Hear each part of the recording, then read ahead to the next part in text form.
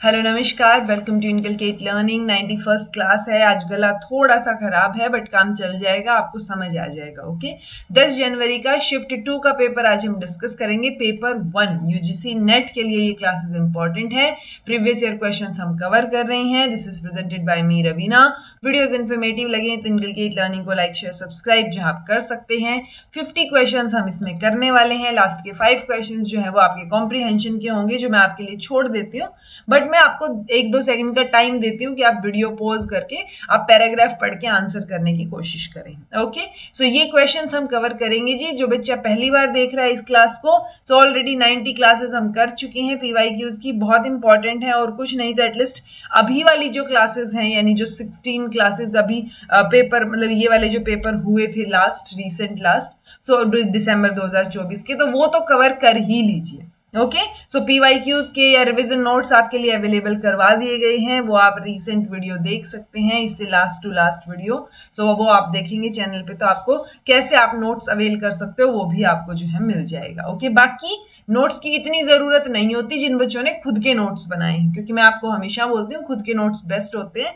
सो मैंने समझा रखा है सब कुछ इनकलकेट पे, सो आप इनकलकेट लर्निंग से पढ़ सकते हो, चीजें देख सकते हो, अपने नोट्स बना सकते हो। So everything is available freely. Okay, चलिए पहला क्वेश्चन डाटा इंटरप्रिटेशन का। What is the average number of 6B pencil sold by store A and E together. तो ये 5 स्टोर्स हैं। नंबर ऑफ HB पेंसिल्स जो बेची जा रही है वो ये हैं। HB पेंसिल का और 6B पेंसिल जो बिकी है उनका रेशियो दे रखा है।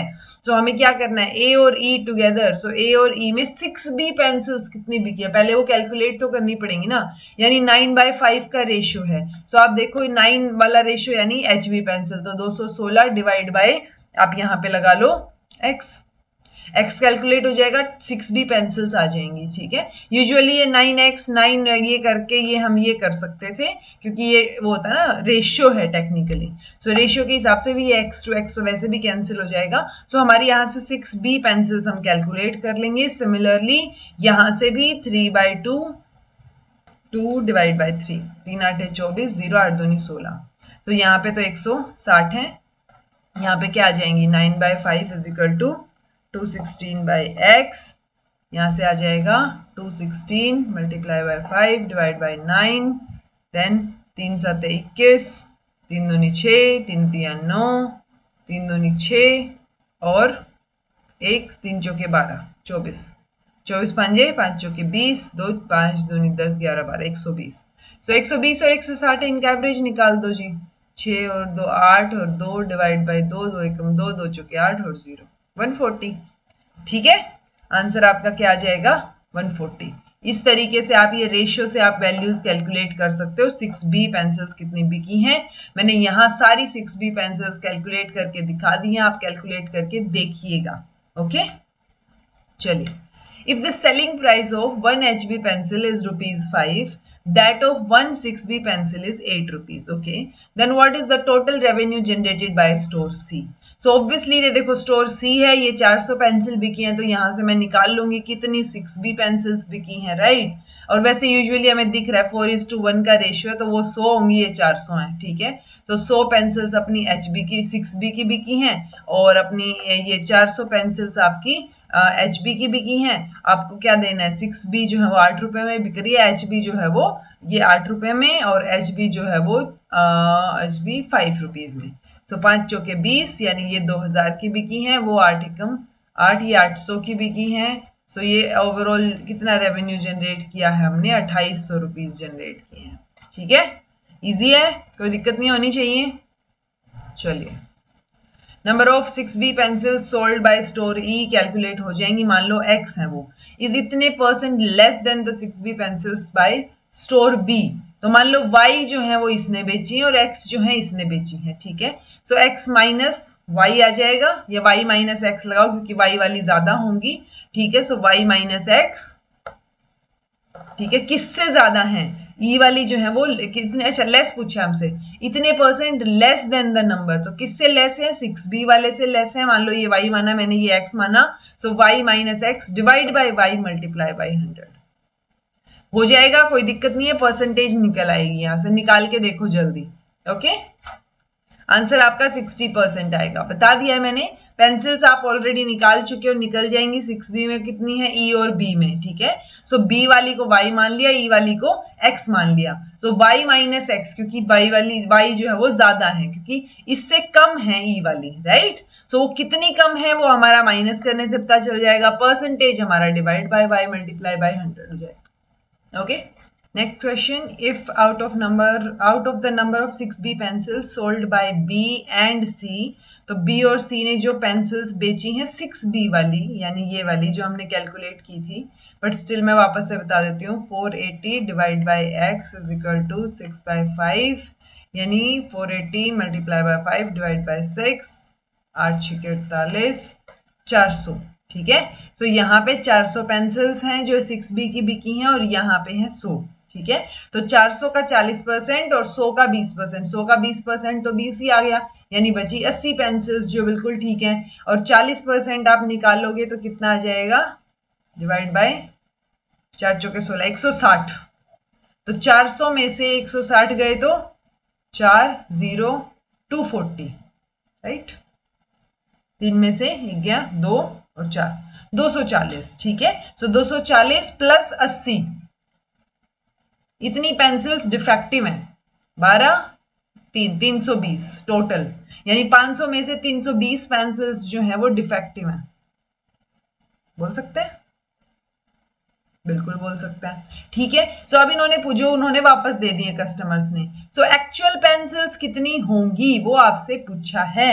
सो एक्चुअल कितनी होंगी, इन्होंने ये नहीं पूछा एक्चुअल 6B पेंसिल्स कितनी होंगी। सो इन्होंने टोटल पेंसिल्स पूछी है, तो 480 प्लस 400 तो ये हो गई, 4 और 4 8, 880 तो ये हो गए, और बची कितनी, वहां से 320 डिफेक्टिव है, तो 280 बची ना, या 320, रुको 1200, ठीक है ना, सही है, 1200 उत्तर आएगा। तो इन्होंने पूछा एक्चुअल पेंसिल्स कितनी बिकी हैं sold by store B and C together. So ये चीजें हैं जी, बाकी जो वापस आ गई वो डिफेक्टिव थी, जो वापस नहीं आई, जो बच गई वो सारी की सारी फिर अपने किधर चली जाएंगी, ऐड हो जाएंगी, क्योंकि वो बिकी तो है ना एक्चुअल में, तो राइट। सो 400 प्लस 100 टोटल पेंसिल 6B वाली बिकी थी, ये 880 पेंसिल्स यहाँ से बिकी थी, 880 और ये 500, और उसमें से बाकी अपनी गड़बड़ आ गई, ठीक है। तो गड़बड़ वाली हमने माइनस कर दी। चलो, what is the ratio of number of 6B pencils sold by store C and D together to the number of 6B pencils sold by store A? तो C और D में जो पेंसिल्स बिकी हैं वो 6B वाली, और डिवाइड बाय जो A में बिकी हैं। सो ये ऑलरेडी हम कैलकुलेट कर चुके हैं कि कौन कौन सी पेंसिल्स बिकी हैं। यहाँ 100 बिकी हैं, यहाँ भी 100 ही है, 100:3 का रेशियो है, 1:3 का रेशियो है, और यहाँ पे हमने निकाला तो था, बट स्टिल वापस से देख लो, x 9/5 कितना निकाला था ये, चलो जो भी निकाला था। सो ये a वाला डिवाइड में आ जाएगा, और ये दोनों प्लस होके 200 ऊपर आ जाएगा। हो जाएगा कैलकुलेट, या कोई दिक्कत, हो जाएगा, ओके, करके देखना, आंसर 5:3 आ जाएगा। चलिए, a way of dealing with conflict in which people express their feelings, ask for what they want, say no to the things they don't want, and act in their own best interest is known as। तो ये किस तरीके का style रहेगा, तो देखो इसमें कहीं पैसिविटी नहीं है, कोई मैनिपुलेशन नहीं है, कोई अग्रेसिवनेस नहीं है। जो चीज आपको चाहिए आप उसके लिए बोल रहे हो, जब आपको नहीं करनी है कोई चीज आप नो भी बोल रहे हो, अपनी फीलिंग्स भी एक्सप्रेस कर रहे हो, दैट इज असर्टिव स्टाइल, ठीक है। आपको असर्टिव नहीं भी पता क्या होता है तो भी यहां से सोल्व हो जाता है कि ना इसमें कोई पैसिविटी है, ना मैनिपुलेट कर रहा है कोई इंसान, ना ही अग्रेशन है, ओके। तो आंसर आपका फर्स्ट हो जाएगा जी। What among the following can be correctly claimed in the context of अनुपश्मरी, आपका हेतुआभास। तो हमने हेतुआभास कर रखे हैं, हेतुआभास से वैसे से ही क्वेश्चन आते हैं जैसे पहले आए हुए, okay. It is a form of विरुद्ध हेतुआभास। The middle term is related to minor term that stands only for a definite individual or class. Minor term stands for all possible objects, और हेतु disproves the very proposition which it is meant to prove। तो answer आपका third रहेगा, minor term stands for all possible objects, ये देखो हमने कर रखा है, हमने हेतुआभास किया था, इर्रेगुलर मिडल किया था, उसके टाइप्स किए थे, उसमें ये जो टाइप था इसमें था minor term is all inclusive, यानी माइनर टर्म जो है वो सब कुछ इंक्लूड कर रही है, तो minor term stands for all possible objects जो है वो आपका आंसर हो जाएगा। तो एटलीस्ट जो रिवीजन नोट्स में मैंने ये डाल रखी है आपकी मैराथन ये वाली, तो जितना इतना इसमें दे रखा है उतना तो समझने की कोशिश आप कर सकते हो। Okay, pick the correct statements. Government of India has in the year 2024 allocated 6% of GDP to education. हर एक पॉलिसी में ये बोला जाता है कि 6% ऑफ जीडीपी आपको एलोकेट करना है, बट ऐसा होता नहीं है, ठीक है, तो ये गड़बड़ है। एजुकेशन सेस सेंट्रल गवर्नमेंट के पास जाएगा, बिल्कुल ठीक है। Government of Karnataka and Tamil Nadu have established respective state education, ये बिल्कुल ठीक है। इसका कमीशन कौन सा था वो भी हमने किया हुआ है, नाम बताइएगा उसका, ठीक है। Education subject matter of central list नहीं, कॉन्करेंट लिस्ट का है, तो ये बात ठीक है दोनों। SDG 4 जो है पर्टेन्स टू एजुकेशन, ये भी ठीक है, तो B, C और E ठीक है जी हमारा, ठीक है।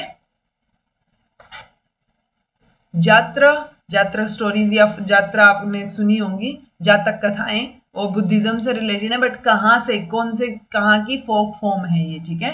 भावई, देन आपका यक्षगना और पोवाडा, ठीक है। तो आपको ये चीजें, ये ऐसे क्वेश्चन बहुत रेयर आते हैं, तो आपको रटने की जरूरत नहीं है, बट जो ऑलरेडी आ चुका है उसका आप ध्यान रख सकते हो, ठीक है। तो आंसर आपका सेकंड रहेगा, ये बंगाल, ये रहा, ठीक है। देन ये आपका गुजरात फोर्थ, ये आपका कर्नाटक यक्षगना, और ये आपका महाराष्ट्र, ठीक है जी। ये क्वेश्चंस बहुत बार आए हुए हैं, आपको आने चाहिए, ठीक है। विद और VIDE, OP, CIT, ID, IDEM और IBID, ठीक है। तो ये कुछ कुछ आपको इनमें से कोई एक भी ध्यान होगा ना, तो भी आपका जो है वो सोल्व हो सकता है, ठीक है। तो आंसर क्या रहेगा, फोर्थ रहेगा। ये आपका सेम साइटेड वर्क जो ऊपर है, ये वाला भी कई बार आया हुआ है, ठीक है। ये आपका C कि कौन सा पेज या कहाँ पे आपको चीजें देखनी है। देन OP वाले का इन द साइटेड वर्क आप चेक करो, और ID मतलब आप देख रहे, बोल रहे हो द सेम, C का रुको, हाँ फोर्थ द सेम, ठीक है। What can be correctly inferred from mood AEE in fourth figure. अच्छा, कई बच्चों का कहना था कि ये वाले क्वेश्चन सोल्व नहीं हो रहे हैं इस बार, कि कई बच्चों को ये कि मैम मूड निकालना आता है, फिगर निकालना आता है, बट ये क्वेश्चन सोल्व नहीं हो रहे, तो आप एक अलग क्लास ले लो, मैं इसी क्लास में आपको एक कॉन्सेप्ट समझा देती हूँ अभी, ठीक है। मुझे एकदम से ध्यान आया कि आपने ये बोला था, ओके। तो देखो, मूड निकालना आता है हमें, मूड कैसे कैलकुलेट होगा, आपको 3 स्टेटमेंट्स दी होती है, 2 प्रेमाइस है आपकी और एक कंक्लूजन है, ठीक है। ये प्रेमाइस 1, ये प्रेमाइस 2, ये आपका कंक्लूजन, ठीक है। कंक्लूजन में आपको, क्योंकि ये ऐसे क्वेश्चन में ना कॉन्सेप्ट्स मिक्स कर रखे हैं, आपको कई कॉन्सेप्ट साथ में आने चाहिए, ओके। सो करेक्टली इन्फर्ड, यानी आप ऐसे स्टेटमेंट्स बनाओ, तो मूड ऑलरेडी इन्होंने दे दिया AEE, तो ये AEE कैसे है, ये मेजर प्रेमाइस है, ये माइनर प्रेमाइस है, और ये आपका कंक्लूजन है।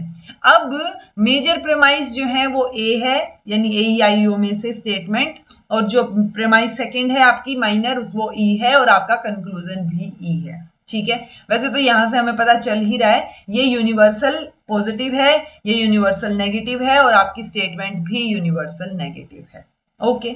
सो AE हो गया।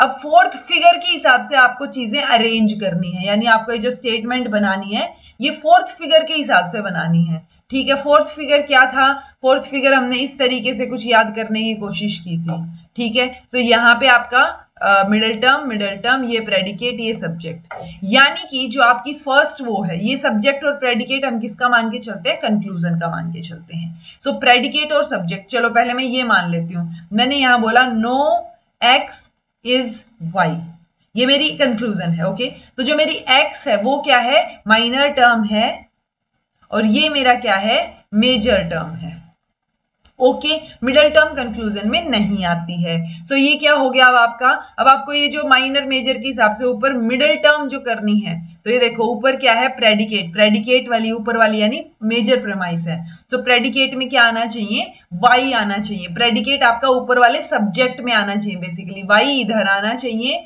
देन यहाँ पे आपका मिडल टर्म मान लो z है, यहाँ भी z है, और ये x है। अब आप इनको क्या बना दो, जो आपकी स्टेटमेंट है वो, जैसे ये ऑल की स्टेटमेंट है, so all y is z, no z is X. So ये आपके मूड AEE और फोर्थ फिगर के अकॉर्डिंग आपकी स्टेटमेंट बन गई, राइट। अब ये जो स्टेटमेंट्स आ गई हैं इसके हिसाब से आपको ये फैलेसीज बतानी है कि कौन सा क्या गड़बड़ हो रही है। Okay, conclusion distributes none of its terms. तो कंक्लूड पहले ये देखो, अब देखो तीसरा कॉन्सेप्ट आ रहा है। पहला कॉन्सेप्ट था कि आपको मूड निकालना है, मूड दे रखा है तो आपको स्टेटमेंट बनानी है, राइट। फिगर निकालना है, फिगर दे रखा है तो आपको स्टेटमेंट में उसको समझना है, रखना है, ठीक है। तो मूड और फिगर का कॉन्सेप्ट होली आ गया। अब AEIO ये डिस्ट्रीब्यूशन का कॉन्सेप्ट है। हमें पता है ए में सिर्फ सब्जेक्ट डिस्ट्रीब्यूटेड होता है, ई में सब्जेक्ट और प्रेडिकेट दोनों डिस्ट्रीब्यूटेड होते हैं, आई में कोई भी नहीं होता, और ओ में जो है आपका सिर्फ प्रेडिकेट डिस्ट्रीब्यूटेड होता है। ओके, तो मेरे पास दो तो टर्म है ई, यानी कंक्लूजन, मेरा कंक्लूजन में सब्जेक्ट और प्रेडिकेट दोनों डिस्ट्रीब्यूटेड हैं। So conclusion distributes none of its terms, ये तो गलत है, right. Conclusion distributes both of its terms, ये आना चाहिए था। देन है middle term is distributed in both the premises. अब ये है दोनों प्रीमाइसेस, यहाँ पे सब्जेक्ट डिस्ट्रीब्यूटेड है यानी y, यहाँ पे दोनों चीजें डिस्ट्रीब्यूटेड है z और x, लेकिन मिडिल टर्म तो z ऊपर वाले में भी है। सो मिडिल टर्म सिर्फ जो माइनर प्रीमाइस है उसके अंदर डिस्ट्रीब्यूटेड है, ऊपर वाले में मिडिल टर्म डिस्ट्रीब्यूटेड नहीं है। तो ये स्टेटमेंट भी गलत हो गई, ठीक है। अब ये बोल रहे argument commits illicit minor fallacy. Illicit minor fallacy कब होती है, ये भी मैंने फैलेसी और जो रिवीजन मैंने आपको रिवीजन क्लास दी है, रिवीजन नोट्स दिए हैं, उसमें भी मेंशन है। सो इलिसिट माइनर की फैलेसी होती कब है, जब आपकी माइनर टर्म कंक्लूजन में डिस्ट्रीब्यूटेड हो लेकिन आपके ऊपर माइनर प्रीमाइस में डिस्ट्रीब्यूटेड ना हो, राइट। बट यहाँ पे क्या है, x है, ये यहाँ पे डिस्ट्रीब्यूटेड है, ऊपर ई स्टेटमेंट है तो ऊपर भी डिस्ट्रीब्यूटेड है। सो ये भी गलत हो गया, यानी ये आपका इलिसिट माइनर की फैलेसी तो नहीं है। फिर है middle term appears as a predicate in the major premise. Major premise में प्रेडिकेट की तरह अपीयर हो रही है, ये है प्रेडिकेट, ठीक है ना। मिडिल टर्म प्रेडिकेट मतलब अगर आप ये स्टेटमेंट देखोगे तो ये आपका सब्जेक्ट है, ये प्रेडिकेट है, राइट। ये P और S हम फिगर में देखते हैं कंक्लूजन वाला, ओके, कंफ्यूजन मत करना इसको। सो सब्जेक्ट और प्रेडिकेट, मिडिल टर्म जो है वो प्रेडिकेट की तरह आ रही है मेजर प्रीमाइस में। Middle term appears as predicate, नहीं प्रेडिकेट तो यहां है ना, ठीक है भाई, ये वाला ही गड़बड़ होगा, ठीक है, ठीक है। P और S मानो, सो ऊपर प्रेडिकेट जो यहाँ पे नीचे था P, वो ऊपर प्रेडिकेट जो है ऊपर हम लेके चल रहे हैं, ठीक है। So middle term appears as predicate, ये करेक्ट है ना। मैंने क्या बोला, आर्ग्यूमेंट देखो, ये फैलेसी नहीं थी, ये भी नहीं है अपना, मिडिल टर्म दोनों में डिस्ट्रीब्यूटेड है, नहीं, ठीक है। Conclusion distributes none of its term, ये भी गलत था, ये ठीक है। सो अपना क्या आ गया था, ये और यही किया था ना मैंने, x और y z, अरे यार अभी स्टेटमेंट लिखी थी हमने। आपको समझ आया ना, नहीं आया हो तो मैं नेक्स्ट क्लास में वापस भी बता दूंगी, आप मुझे बताना, क्योंकि middle term appears as predicate, तो ये बात तो ठीक है ना, करेक्ट ही तो पूछा है हमसे, राइट। सब्जेक्ट और प्रेडिकेट, मैंने आपको बोला था ये प्रेडिकेट, और यहाँ पे ये जो मिडिल टर्म वाली चीज थी फोर्थ फिगर में, ये प्रेडिकेट और सब्जेक्ट हम किस चीज को शो करते हैं, जो अपने कंक्लूजन वाले हैं, राइट। और वैसे इन जनरल कोई भी स्टेटमेंट है, मान लो मैं बोल रही हूं all x is y, that means ये जो ये है सब्जेक्ट और ये है आपका y जो है वो प्रेडिकेट है, एक नॉर्मल स्टेटमेंट में, ओके। तो प्रेडिकेट हम सब ऑब्जेक्ट को ही बोलते हैं एक तरीके से, जो हम स्टेटमेंट सब्जेक्ट ऑब्जेक्ट देखते थे ना इंग्लिश में, वो वाली चीज, तो ये बात ठीक है। तो मैं उम्मीद कर रही हूं आपको ये कॉन्सेप्ट समझ आया होगा, यानी कि ऐसे क्वेश्चन में आपको मूड और फिगर पता हो, उनसे स्टेटमेंट में किस तरीके से शो होंगे वो पता हो कॉन्सेप्चुअल लेवल पे, देन आपको फैलेसीज भी पता हो अच्छे से, ये इलिसिट माइनर मेजर ये हमने फॉर्मल फैलेसीज में किया हुआ है, सो वो चीज पता हो, डिस्ट्रीब्यूशन पता हो। तो 4 या 5 कॉन्सेप्ट एक जगह पे मिला दिए हैं, इसलिए आपको कंफ्यूजन हो रहा होगा, ठीक है। सो एक बार वापस से सुनिए इस क्लास को, ये इस क्वेश्चन के एक्सप्लेनेशन को, आपको चीजें अच्छे से समझ आ जाएंगी और ये क्वेश्चंस आपके सोल्व हो जाएंगे। बाकी जो और क्वेश्चंस आए हुए हैं उनको एक बार वापस से ऐसे क्वेश्चंस को सोल्व करके देखो, okay. Topology in which each communicating device is connected to central node, तो हर एक चीज जो है वो सेंट्रल से कनेक्टेड है, हर एक डिवाइस।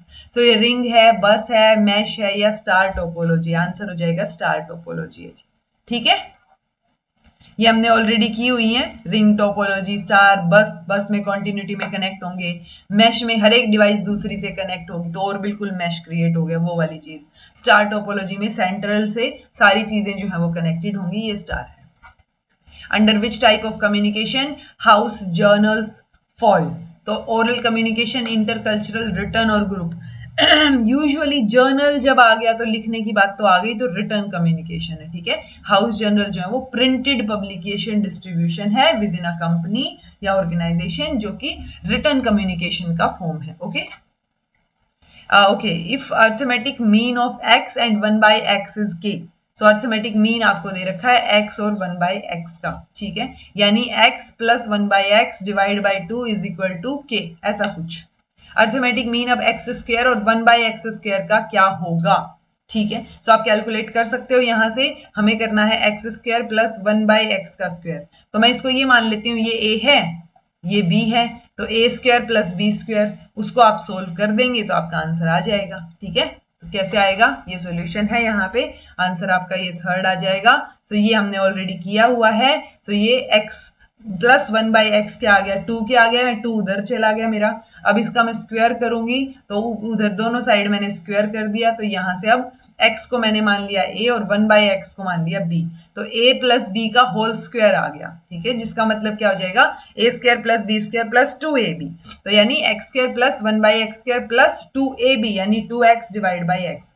x से x कैंसिल हो जाएगा तो 2 बच गया, उधर भी स्क्वायर कर रखा है तो 2 दूनी 4 k का स्क्वायर आ गया।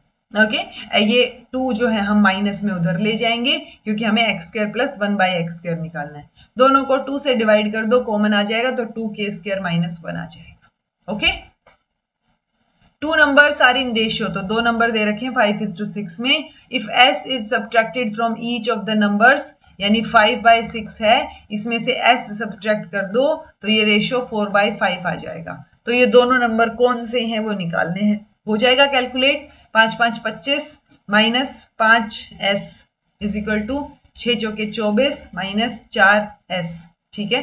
तो ये क्या आ जाएगा आपका 25 minus 24 is equal to 5s minus 4s, s आ गया, s की वैल्यू 1 आ गई, यानी 1 1 सब्ट्रैक्ट करना है दोनों में से। तो अब देख लो यहाँ पे रेशियो लेके, ठीक है, तो जो भी यहाँ पे आएगा तो आपका आंसर क्या आ जाएगा जी, 40 और 48 आ जाएगा, ठीक है।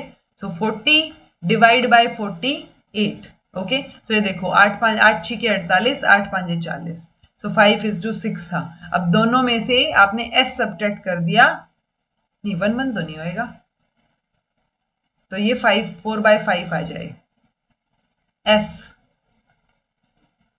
ऐसे था ना। ओके क्या ये भी सेम आ रहे हैं,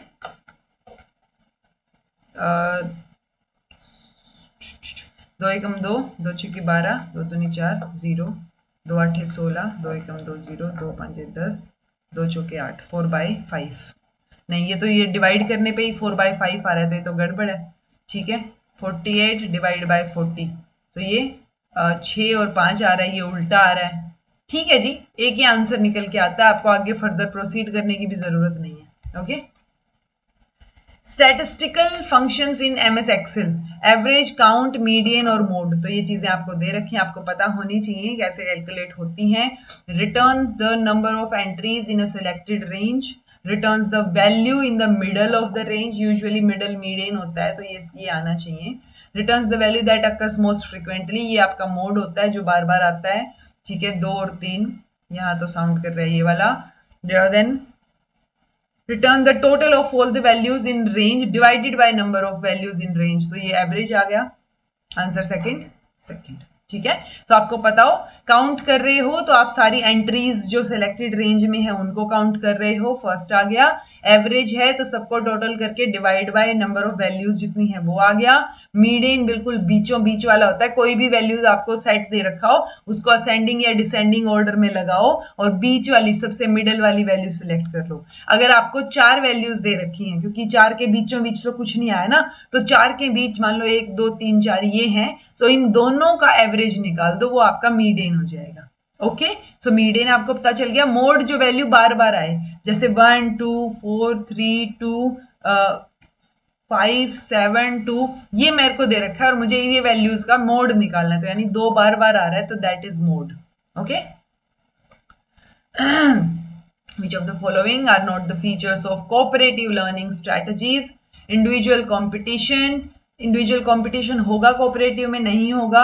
Then positive interdependence among students, sole reliance on teacher guidance, individual rather than group accountability. So cooperative में तो individual और group दोनों ही आनी चाहिए ना, तो not a feature पूछा है, सिर्फ इंडिविजुअल होगा, ये तो गड़बड़ है जी, सिर्फ इंडिविजुअल तो नहीं होगा. ठीक है. सोल रिलायंस भी नहीं होगा टीचर पे.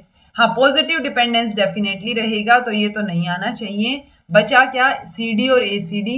इंडिविजुअल कंपटीशन भी होता है मेरे हिसाब से कहीं ना कहीं, नोट द फीचर. कोऑपरेटिव में ग्रुप में काम कर रहे हैं वैसे तो. ओके, ठीक है. एसीडी के साथ जाइए. कोऑपरेशन की बात आ गई तो आप इंडिविजुअल पे मत जाओ, बट मन में तो होता ही है कहीं ना कहीं इंडिविजुअल कंपटीशन हर जगह ही.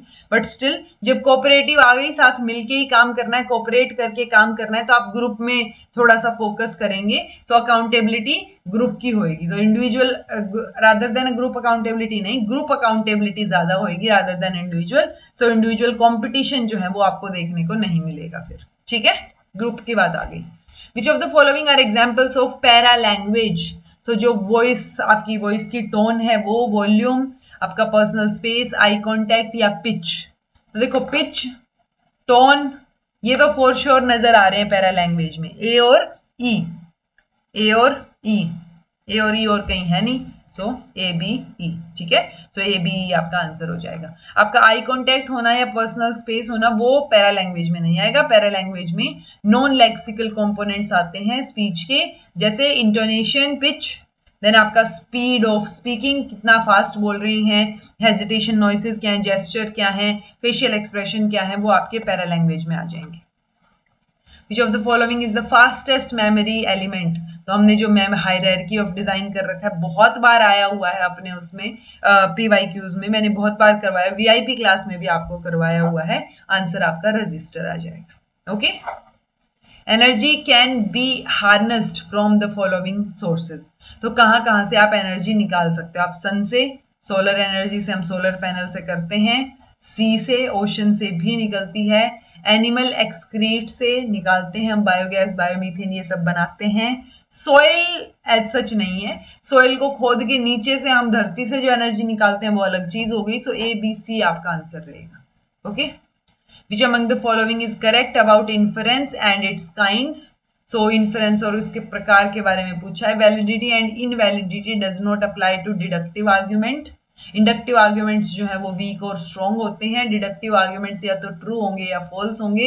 सिंगल प्रोपोजिशन जो है वो वैलिड या इनवैलिड होंगी. सिंगल प्रोपोजिशन हमेशा ट्रू या फॉल्स होती हैं और आर्ग्यूमेंट्स हमेशा वैलिड या इनवैलिड होते हैं. ठीक है, सो ये दोनों स्टेटमेंट तो गलत हो गई. इंडक्टिव आर्ग्यूमेंट्स जो है उसमें हम वीकनेस और स्ट्रॉन्गनेस की बात करते हैं, ये बात ठीक है. ठीक है, वैलिडिटी और इनवैलिडिटी किस पे? डिडक्टिव आर्ग्यूमेंट पे अप्लाई होगी. ठीक है, डिडक्टिव आर्ग्यूमेंट को हम देखते हैं वैलिड है या इनवैलिड है. इंडक्टिव को हम देखते हैं वीक है या स्ट्रॉन्ग है. सिंगल प्रोपोजिशन या सिंगल स्टेटमेंट है तो हम देखते हैं ट्रू है या फॉल्स है. Okay. Arrange the following education committees chronologically. Yashpal committee 1993 में, दुर्गाबाई देशमुख कमेटी 1958 में, बिरला अंबानी की रिपोर्ट 2000 में आई थी, पहले भी आया हुआ एक बार. जनार्दन रेड्डी की कमेटी 1991 में बैठी थी, 92 में उनकी रिपोर्ट आ गई थी. हंसा मेहता कमेटी 1961-62 है आई थी. ठीक है, तो उस हिसाब से आप अरेंज कर लीजिए. That's it. ओके, 62 है. ये 1991 में रिपोर्ट थी, 2 में उन्होंने दे दी थी रिपोर्ट, 1 में कमेटी बिठाई थी. ठीक है, 1993 और 58. यशपाल कमेटी की रिपोर्ट क्या थी? Learning without burden. Which of the databases are you likely to use for research topics related to biology? So biology से रिलेटेड आपसे पूछा है. अगर मुझे तुक्का भी लगाना हुआ तो मैं पबमेड लगाऊंगी, मेडिसिन से रिलेटेड. ठीक है, सो वही इसका आंसर है. प्राइमरीली फोकस करता है बायोमेडिकल लिटरेचर पे. ओके. जियो वाला कहीं ना कहीं मैं कोशिश भी करूँ तो वो कहीं ना कहीं ज्योग्राफिकल इंफॉर्मेशन से रिलेटेड उस पर फोकस करेगा. ये मैथमेटिक्स से रिलेटेड फोकस करेगा. ये EI वाला जो है वो यूजुअली इंजीनियरिंग से रिलेटेड फोकस करेगा. Okay. What were Buddhist nuns and disciples called? तो बुद्धिस्ट नन या डिसाइपल्स को हम क्या बोलते थे? संघमित्र, संघिनी, विहारिका या भिक्षुणी? तो ये भिक्षुणी जो है वो आपका आंसर रहेगा जी, ध्यान रखिएगा अब इसको आगे से। Okay, theory of memory that emphasizes the degree to which new material is mentally processed. तो उसको कलेक्टिव अनकॉन्शियसनेस, जब आप मेंटली प्रोसेस कर रहे हो तो अनकॉन्शियसनेस कहां से आ गई? कलेक्टिव अनकॉन्शियसनेस तो कॉन्सेप्ट ही अलग है, आई थिंक कार्ल जंग ने दिया, हमने पढ़ा भी हुआ है। इंफॉर्मेशन, क्रिएटिव प्रोसेस या अंडरस्टैंडिंग लेवल? तो जब आप नई इंफॉर्मेशन को क्या कर रहे हो, एम्फेसाइज आप किस पे कर रहे हो? मेंटल प्रोसेस पे, तो समझने पे फोकस है, अंडरस्टैंडिंग लेवल पे। उसमें क्रिएटिविटी आए ना आए वो अलग बात है, बट आप समझना चाह रहे हो उसको, ठीक है। Which of the following is the first university established in 1951 exclusively for women? So ये usually ये यूनिवर्सिटी पहले बन चुकी है, बट हाँ एक्सक्लूसिवली वो चीज है ना कि आजादी के बाद की बात हो रही है और इसको अलग तरीके से स्टेटस दिया गया हो, तो ये SNDT यूनिवर्सिटी है जी। अब आप मुझे बताइएगा ये ओरिजिनली कब बनी थी, क्योंकि हम बहुत पहले 1910 में इसको पढ़ते हैं, ठीक है। 1910 इन द सेंस 1910 से 1920 के बीच ये बन चुकी है। तो मुझे बताइएगा कब बनी है, बिकॉज ये क्वेश्चन कई बार आया हुआ है। A teacher wants to assign a group project where students work collaboratively online, track their progress, leave comments on each other's work. Which of the following software या apps are most appropriate for this task? Turn it in तो plagiarism के लिए है, ये तो नहीं आएगा for sure, ठीक है। Google document, क्विज या ट्रेलो? सो ए तो फॉर श्योर नहीं है। अब आपका बचा BD या BCD। अब क्विज वाली चीज आनी चाहिए या नहीं आनी चाहिए? ये बोल रहे हैं कि कोलैबोरेट कर सकें, ग्रुप प्रोजेक्ट असाइन करना चाह रहा है, तो B और D आएगा, क्विज वाली चीज नहीं आएगी। Okay, difference between peak noise level and background noise level. So इसके बीच के डिफरेंस को हम क्या बोलेंगे? ये बैकग्राउंड, अच्छा ये भी ध्यान रखो, पीक नॉइस लेवल L10 को बोलते हैं और बैकग्राउंड नॉइस लेवल L90 को। सो नॉइस एनवायरमेंट आ गया, नॉइस क्लाइमेट आ गया, ट्रैफिक नॉइस इंडेक्स आ गया या साउंड एनर्जी लेवल आ गया। सो ये काफी बड़ी रेंज है, इसको हम नॉइस क्लाइमेट से डिनोट करेंगे। Okay, in the light of perception according to Vedanta which of the following are correct? Modification of अंतःकरण is on par with the conscious. Then है आपका the in perception of an external object the manas goes out to the object. On reaching the object the अंतःकरण is identified with it. In perception manas goes out to the external through अंतःकरण, और in perception manas goes out to the external object through senses. तो answer BCE आएगा, ये through अंतःकरण नहीं आएगा। मन जो है वो कहाँ? थ्रू एक्सटर्नल ऑब्जेक्ट के साथ परसेप्शन में आप बात करते हो, तो थ्रू सेंस ऑर्गन्स, तो सेंस ऑर्गन के थ्रू आप बात करते हो, ये ठीक है। Then on reaching the object, जब आप पहुंच गए ऑब्जेक्ट पे तो अंतःकरण इज आइडेंटिफाइड विद इट, ये ठीक है। देन आपका इन परसेप्शन द मनस goes out to the object. So आप ऑब्जेक्ट परसेप्शन में आप ऑब्जेक्ट की तरफ जाते हो, देखते हो उस चीज को, यानी परसेप्शन में सेंस ऑर्गन के थ्रू चीजें हो रही हैं, वो चीज है। ओके, अंतःकरण हिंदू फिलोसफी का, स्पिरिचुअलिटी का एक की कॉन्सेप्ट माना जाता है, जो कि कंपोज है, बोल रहे हैं बुद्धि, मन, बुद्धि माइंड, इंटेलेक्ट और ईगो एंड मेमोरी, ठीक है। सो अंतःकरण एनकाउंटर्स और इंटरेक्ट्स विद द ऑब्जेक्ट और एक्सपीरियंस। इंटरेक्ट कैसे करता है? थ्रू आपके sense organs. Arrange the following in correct sequence in the process of communication. So communication में ट्रांसमिट डेस्टिनेशन पे पहुंच गए, चैनल के थ्रू ही डेस्टिनेशन पे पहुंचेंगे आप, ठीक है। देन है इंफॉर्मेशन का सोर्स सबसे पहले आना चाहिए। तो सबसे पहले इंफॉर्मेशन का सोर्स, देन वो सोर्स ट्रांसमिट करेगा चीजों को, ट्रांसमीटर के बाद पहले चैनल आएगा, उसके बाद आपका जो है वो डी रिसीवर और डेस्टिनेशन ना सेकेंड, ठीक है। Which of the following points should be kept in mind while writing a research report? It should not include chart, graph, statistical table. ऐसा कुछ नहीं है जी, बिल्कुल इंक्लूड कर सकते हो। It should show originality and attempt to solve an intellect problem. Originality तो होनी चाहिए for sure. It must use abstract terminology and technical jargon to add complexity. नहीं, हमें simple बनानी है चीजें। It should present the logical analysis of subject matter. तो ये B और D बढ़िया साउंड कर रहे हैं, सही है, ठीक है। कॉम्प्लेक्स नहीं, सिंपल करते हो और आप चार्ट वगैरह ऐड कर सकते हो। बायोलॉजी, सोशियोलॉजी, इकोनॉमिक्स और लिंग्विस्टिक।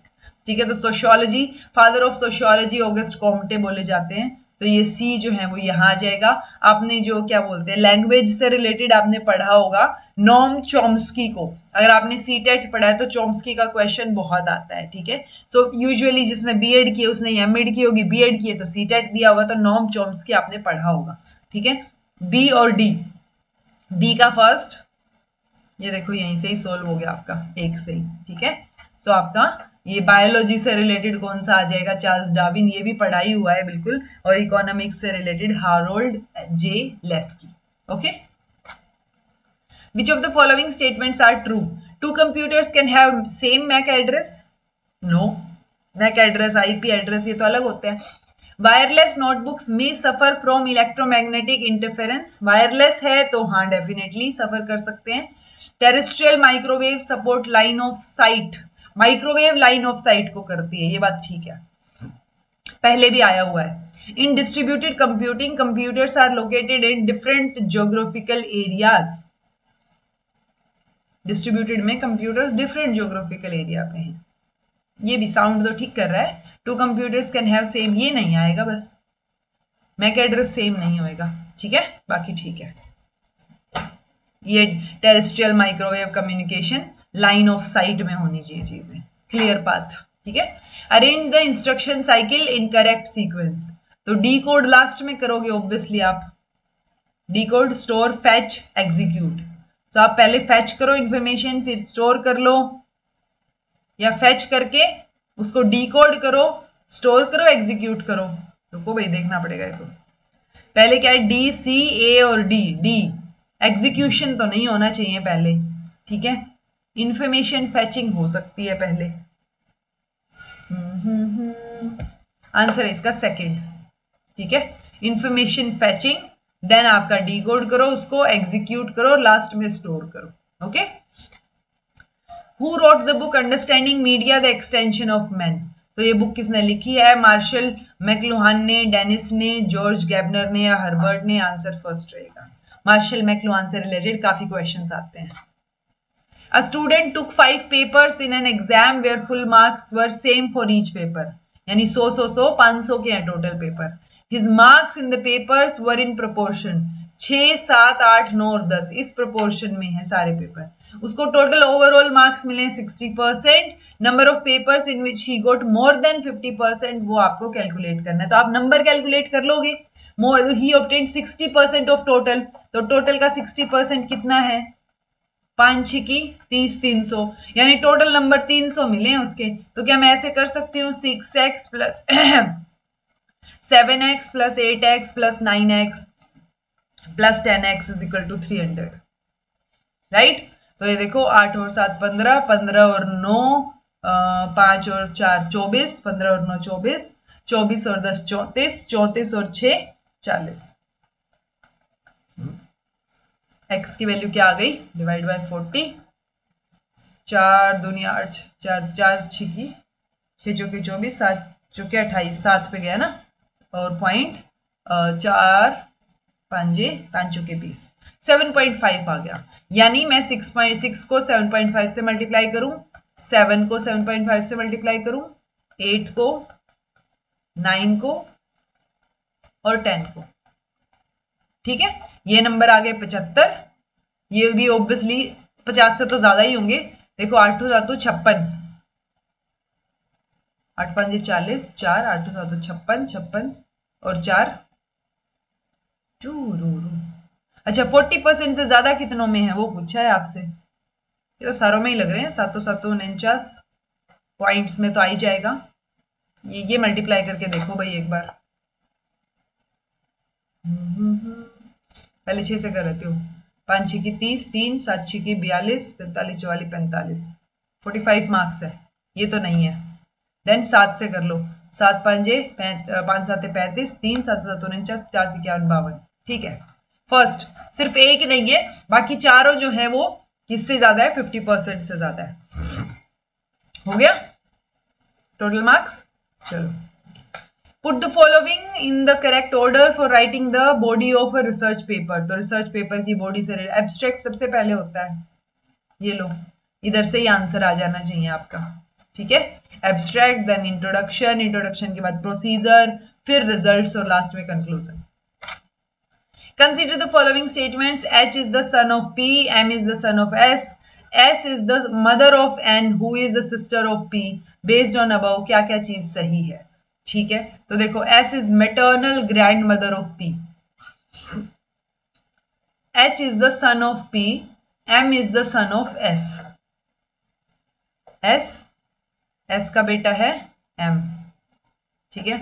यहाँ पे H is the son of P, P का बेटा है H, S is the mother of, रुको मैंने उल्टा किया क्या, M is the son of S, S is the mother, यानी ये फीमेल काउंटर पार्ट है, ठीक है। तो ये दोनों क्या है, सन है दोनों, ये मेल काउंटर पार्ट है, ठीक है। तो ये बोल रहे हैं S is the mother of N, who is a sister of P, who is a sister of P, P की सिस्टर कौन है, N, और उसकी मदर है ये, यानी ये भाई बहन हो गए, ये इनकी मम्मी हो गई, दादा दादी ना भाई, हाँ ये दोनों भाई बहन और ये मम्मी, यानी P is the sister of M। ये बोल रहे हैं who is the sister of P, पर P का तो हमें पता ही नहीं है ना, P मेल है या फीमेल है, okay.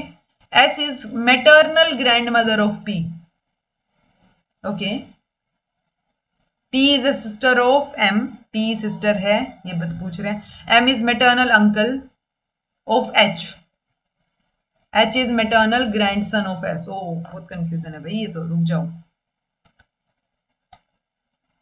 Which of the following is correct, H is, चलो करके देखते हैं इसको, H is the son of P and M is the son of S।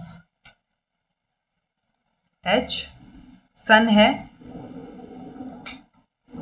M सन है, H सन है P का, यानी ये फादर या मदर हो गए इसके, M का है S, ये भी फादर या मदर हो गई। ये यूजुअली मदर है, mother, S is mother of N, यानी ये N की भी मदर है। सो आप देखो N और M जो है वो ऑटोमेटिकली भाई बहन है। Who is a sister of P, यानी ये P की भी बहन है, तो ये सिस्टर है, यहाँ पे ये सन है, तो ये भी आपस में क्या है, भाई बहन ही हो गए ऑब्वियसली, ठीक है।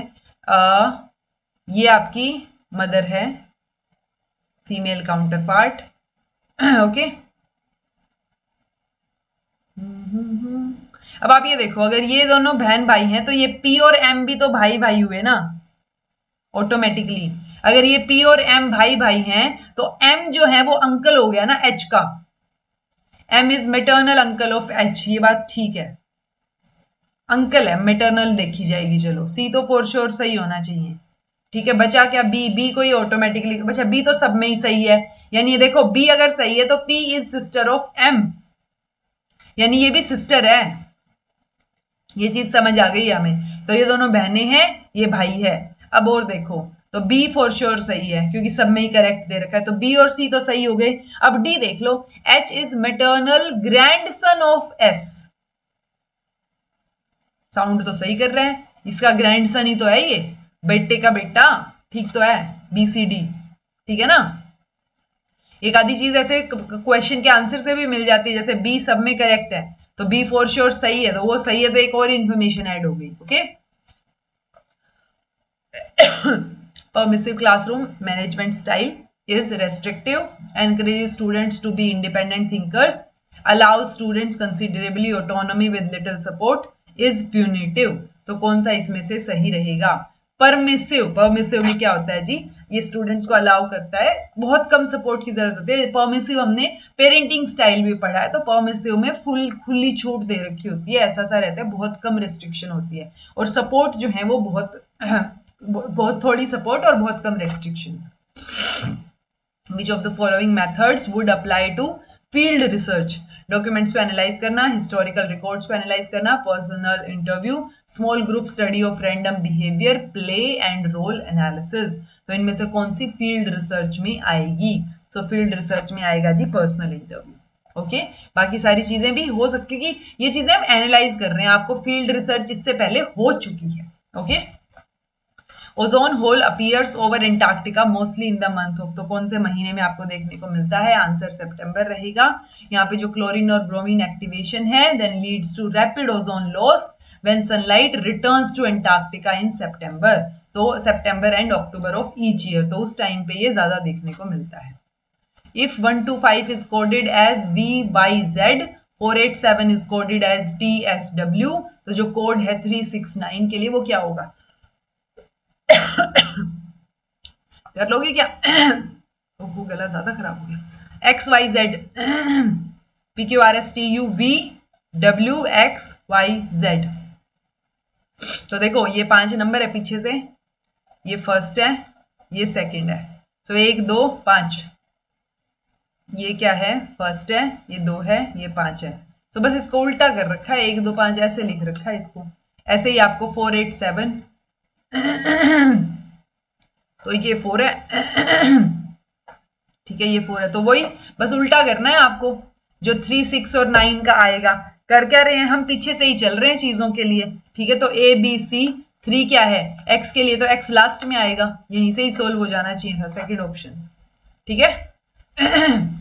Which of the following can be used for obtaining energy from nuclear fusion, तो किसको हम यूज करते हैं? ड्यूटेरियम, ठीक है, D को यूज करते हैं, H2O की जगह D2O।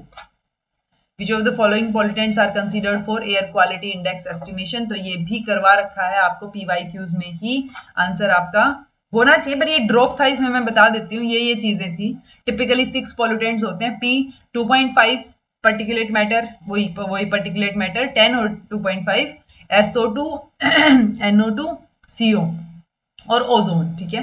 तो CO है, NO2 है, ओजोन है, ये हैं, बट सम कंट्रीज जो है वो NH3 को भी इंक्लूड करते हैं। तो बेसिकली A, B और E आना चाहिए था, जो कि यहाँ नहीं है क्योंकि D को इंक्लूड कर दिया, बट ऐसा कुछ नहीं है, C और D तो फॉर श्योर नहीं है, ओके।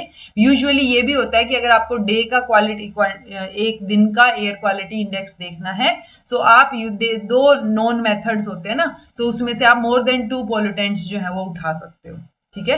तो वो 2 पोल्यूटेंट्स से ज्यादा आपने, मतलब particulate matter 2.5, particulate matter 10 and यही चीज एक और SO2 भी उठा लिया, तो भी उससे भी आप कैलकुलेट कर सकते हो। सो ऐसा नहीं है कि एस्टिमेशन में आप बाकी चीजें लो ही, ओके। सो ये 2 तो फॉर श्योर है ही नहीं, बाकी चीजें हैं, तो ये ड्रॉप था जी। Professor X has argued in favor of academic tenure, but why should we even listen to Professor X? As a tenured professor, of course he supports tenure, ठीक है। तो ये आप क्या कर रहे हो? Look who's talking, attacking the motive, scare tactics या बैड वैगन आर्ग्यूमेंट, सो आप उसके मोटिव पे ही अटैक कर रहे हो जस्ट बिकॉज वो टेन्योर्ड प्रोफेसर है, ओके। ये है जी आपके पैराग्राफ, इसको पढ़िए, आंसर करने की कोशिश कीजिए। आंसर आपका क्या रहेगा? Second. 47th question, stop the video, try to read the paragraph and answer the question, third option. 48th, video को रोक लो यहीं पे, आंसर रहेगा सेकंड। 49th अगेन, आंसर रहेगा थर्ड। 50th, पढ़िए इसको रोक के और आंसर करने की कोशिश कीजिए, आंसर सेकंड, ओके। ये क्वेश्चन हो गए आपके। 91st पेपर आपका कंप्लीट हो गया, 4 पेपर बचे हैं, वो भी मैं कंटिन्यूटी में अभी जल्दी ही करवा दूंगी। तबियत नासाज रहनी चाहिए, बस ठीक रहे थोड़ी सी। This is all about today, thank you so much for watching, be happy, keep smiling, subscribe to inculcate learning because it is absolutely free, be consistent in your efforts, take care, see you in next class.